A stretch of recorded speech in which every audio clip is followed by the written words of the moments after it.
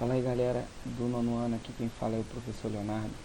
E no vídeo de hoje eu queria que vocês me acompanhassem numa leitura, tá? Aqui nós vamos avaliar aqui e estudar um pouco sobre o capítulo 9 da apostila 2, falando sobre a crise da República Oligárquica, beleza? Então, qualquer coisa vocês deixem na descrição, qualquer dúvida nós vamos deixar aí nos comentários e nós vamos esclarecer, beleza? Então, vamos lá. Falando um pouco aí sobre o capítulo 9, nós iniciamos o capítulo 9, iniciamos ele na década de 20, falando um pouco sobre a década de 20, sobre também aqui ele vem falando sobre a construção do mundo, a partir de 1914, sobre a guerra, tá? Depois da guerra. E lá no segundo parágrafo fala assim: enquanto isso, as políticas de valorização do café permaneceram nas 3 primeiras décadas do século XX, tá? Justamente porque o governo precisou investir na compra, na venda de produtos durante a Primeira Guerra. O Brasil não conseguiu exportar toda a safra produzida. Então, o Brasil ele teve problema para exportar a safra de café, tá? Tendo aí o café todo estocado, tá? E também lá no terceiro parágrafo fala assim: de acordo com a política de valorização do café, após grandes safras, os cafeicultores deveriam produzir safras menores. Assim, o preço e a qualidade do produto estariam seguros. No entanto, após o ano de 1926, ocorreu um período de grandes safras consecutivas, sinalizando que a economia do café entrava em crise, tá? Então aqui ele vem mostrando, um pouco sobre a política do café, tá? E como o café ele se desvalorizou muito nesse primeiro período do século XX, tá? Depois ele fala assim, as constantes intervenções do governo no setor cafeiro favoreceram as elites produtoras de café. A política das salvações desagradou as demais oligarquias, o que ficou muito claro após a reação republicana, movimento que ocorreu em 1921. As elites do Rio Grande do Sul, Pernambuco, Bahia e Rio de Janeiro se aliaram contra a candidatura de Arthur Bernardes, candidato que representava os interesses de São Paulo e Minas.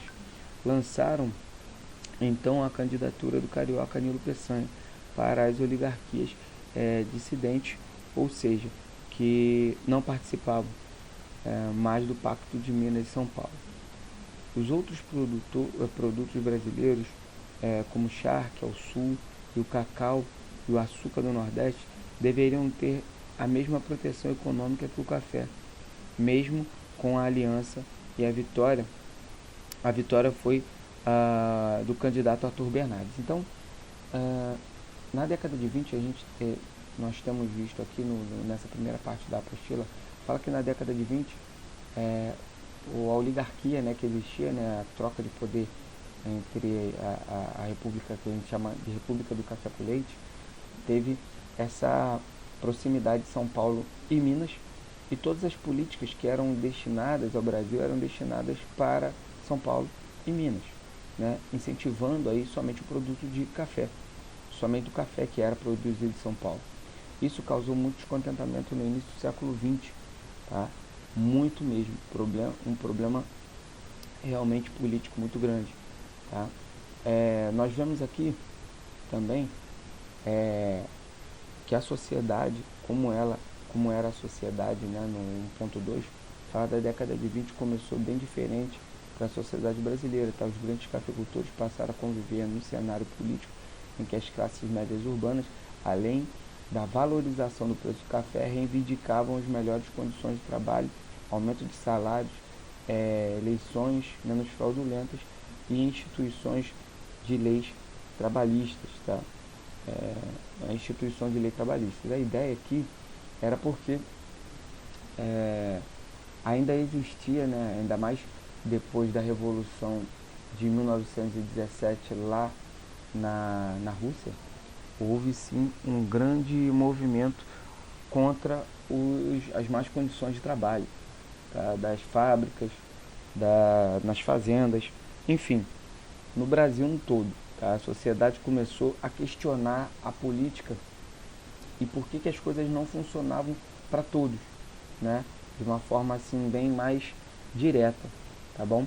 E tá aqui também na próxima página fala no segundo parágrafo, tá?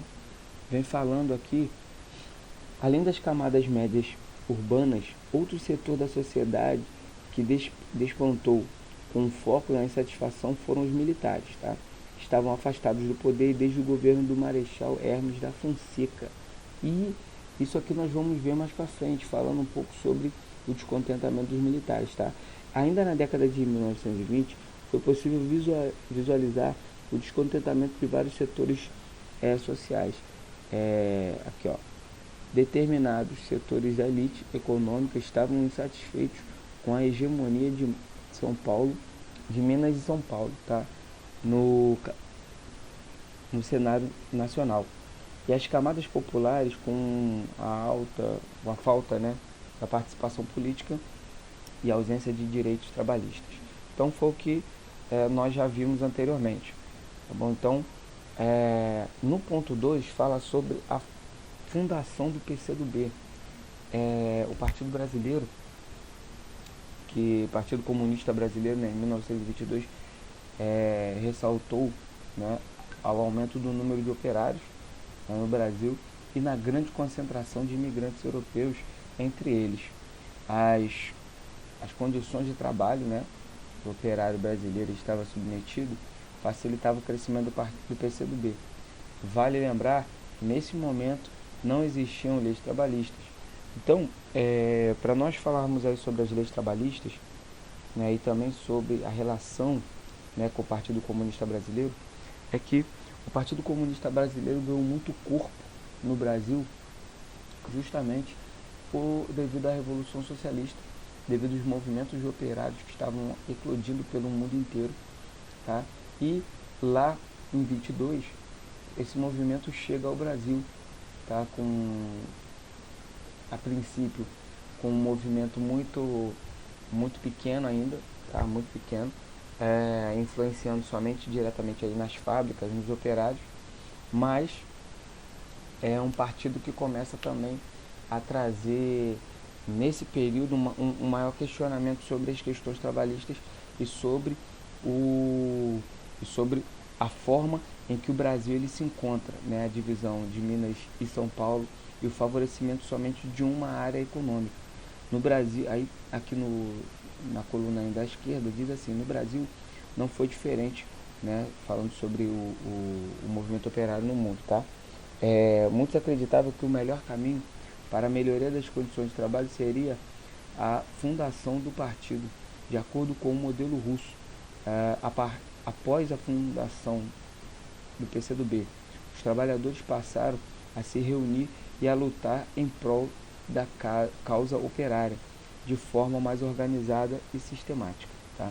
E aí nós entramos na questão do tenentismo também, que foi um movimento que influenciou muito a queda do sistema oligárquico. Tá? Então, insatisfeitos com a falta de participação política, tá? Principalmente com o domínio das oligarquias de Minas e São Paulo, no dia 5 de julho de 22, jovens oficiais do Exército se revoltaram contra as eleições fraudulentas e Arthur Bernardes, onde Arthur Bernardes foi o vitorioso, tá? Um movimento que ficou conhecido como Revolta dos 18 do Forte Copacabana.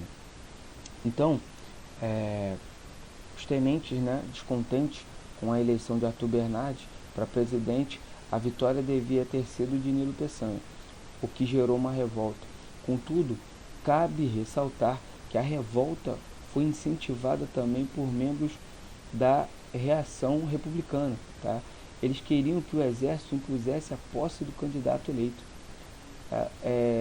Eles queriam que o exército impedisse, né, a posse do candidato eleito. Para tanto, falsificaram a assinatura de Arthur Bernardes em várias cartas. Nestas, o Marechal Hermes da Fonseca foi difamado, bem como os demais militares.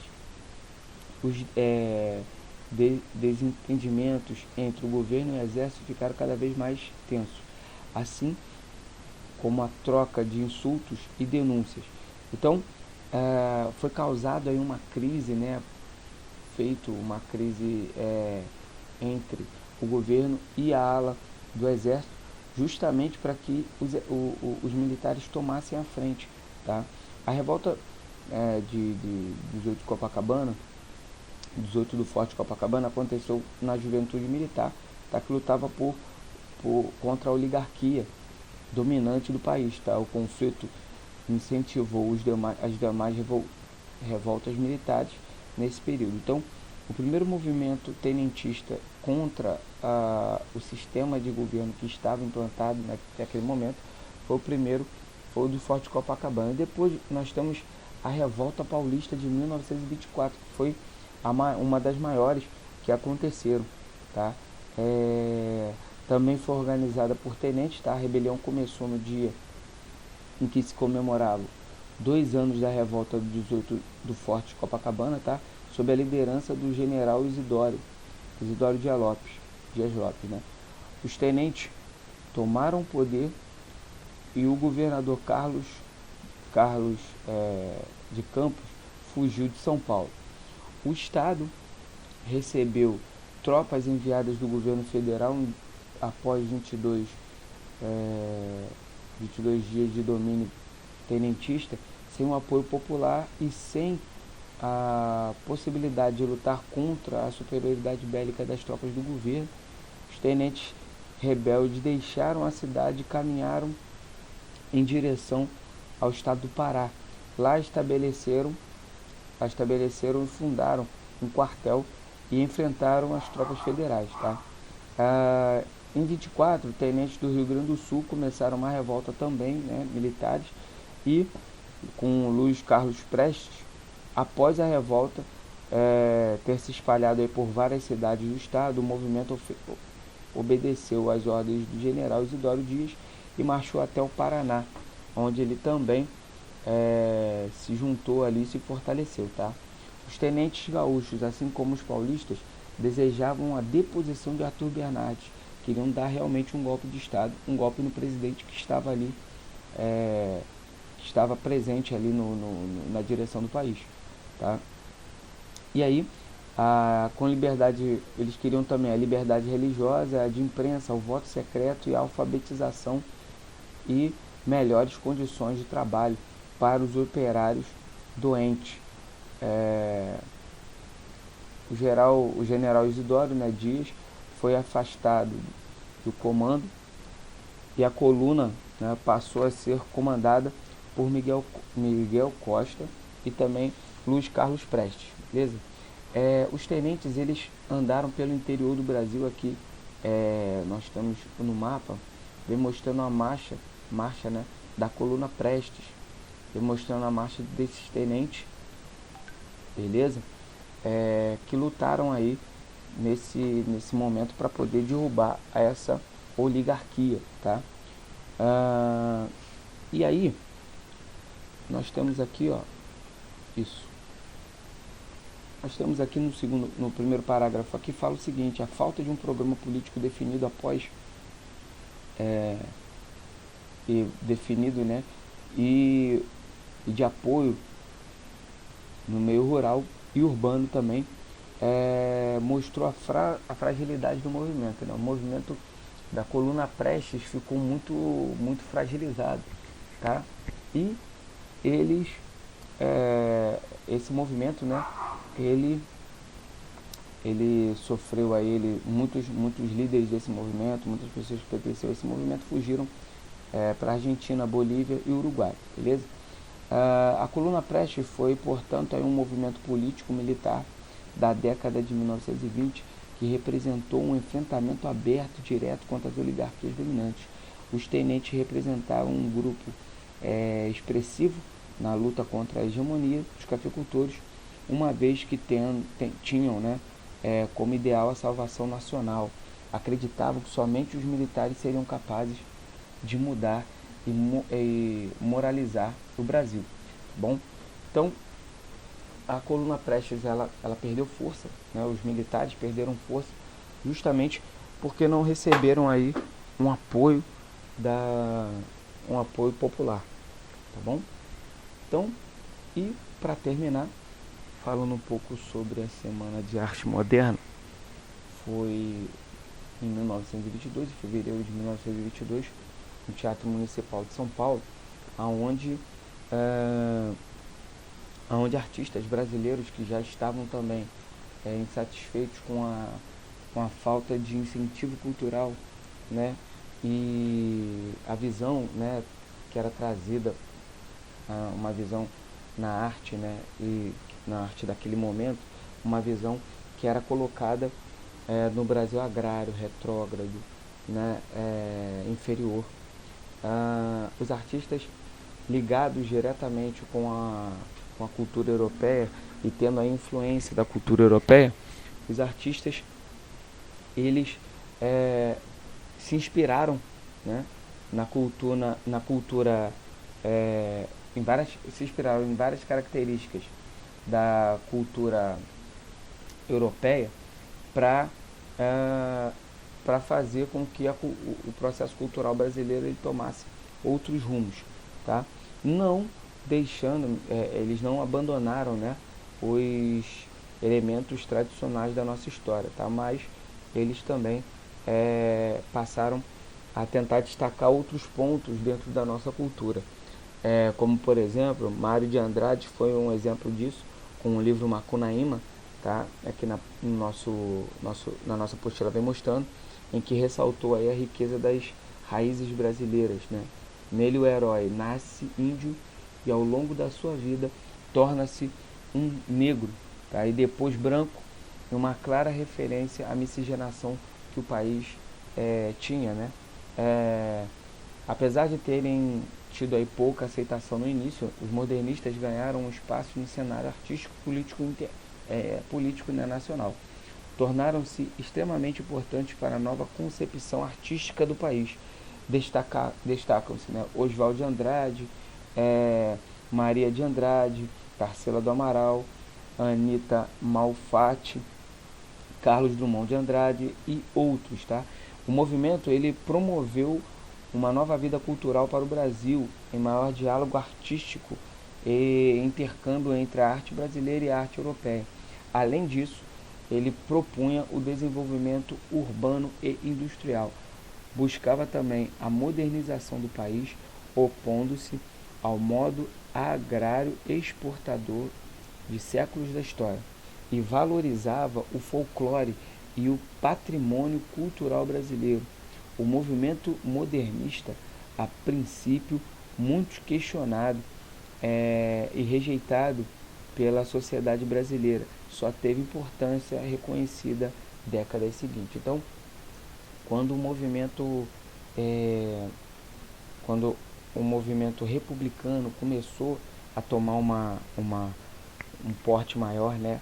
Quando começaram a rever a história décadas depois, começaram a realmente que aí foram dar crédito a esse movimento artístico, que na época não teve tanta importância, né? Não foi dado tanta importância, mas mais tardiamente, décadas após, esse movimento ganhou um destaque que merecia, tá? Então, esse é o nosso capítulo, tá? Capítulo 9, que fala sobre esse período aí do final da República, tá bom? E na próxima aula nós estaremos vendo aí o capítulo 10, que fala sobre o fascismo e o caos da Itália e de Portugal, beleza? Um grande abraço, galera. Qualquer dúvida deixem aí na descrição, qualquer dúvida, beleza? E fiquem com Deus. Um grande abraço.